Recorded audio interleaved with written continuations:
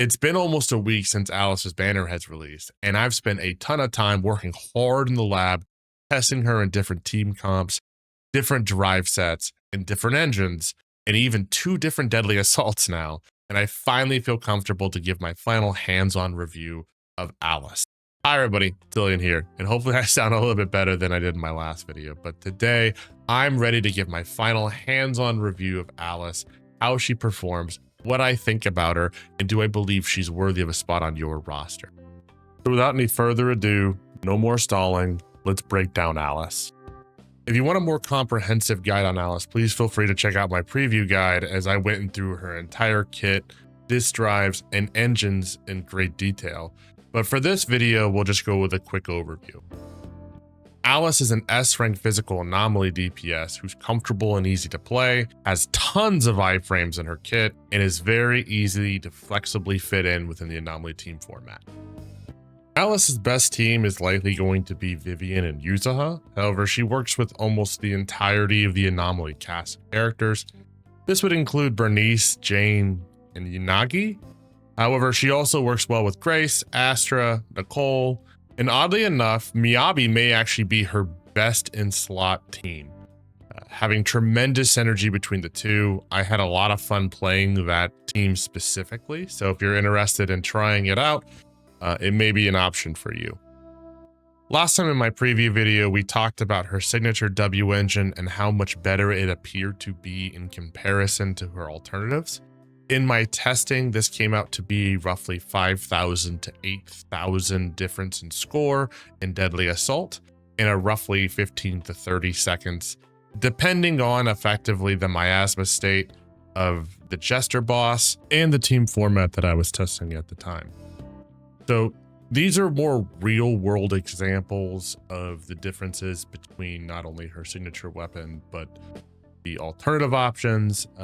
Your mileage is going to vary on how much this matters, but I think this showcases exactly what I was trying to state in my preview, in that anomaly functions in a more team-wide damage format, and therefore, while on paper we may see a large discrepancy between the signature and its alternatives, when we actually see it play out in real time, this does diminish that difference quite a bit. All right, now for the last portion of the video here, I just wanted to give my thoughts in more of a free-flowing, off-script perspective. What do I think about Alice as a character? What do I think of her playstyle? What do I think of her synergies and niche within the anomaly format? As well as, do I think she's a great pickup for most people in their rosters? For me, I love Alice. I think she's a tremendously fun player to play. He functions incredibly well within almost every single team format you can think of within the anomaly structure. He even works incredibly well with Miyabi, which is a very unexpected situation. Yeah, I just really enjoyed her as a character. I enjoyed her personality, and then obviously now that I've played her a lot, I really enjoy her playstyle. It can be a little floaty at first if you're not used to it. It's definitely going to take a little bit of a learning curve to get used to her EX specials, as they have quite a bit of float to them as they kind of draw out those iframes. And in fact, most of her kit has a tremendously crazy amount of iframes to it. But once you get the hang of it, once you kind of get in the groove of her playstyle, it becomes really easy to play.